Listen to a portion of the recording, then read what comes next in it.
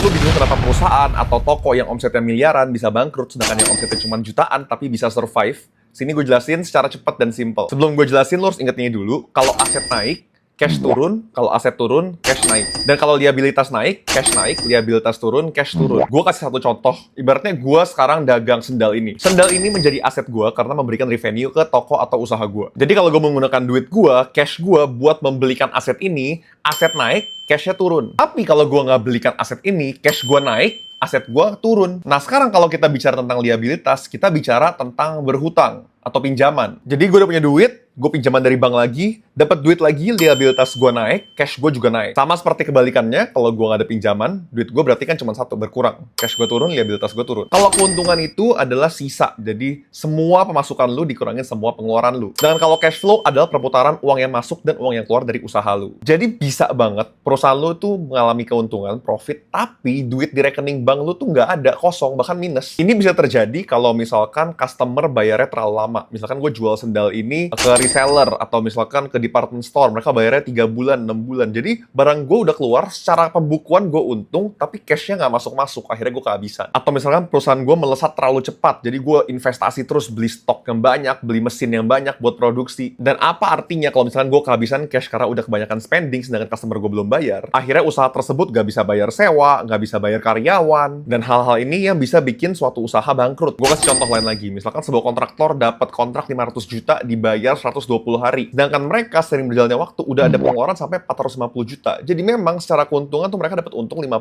juta.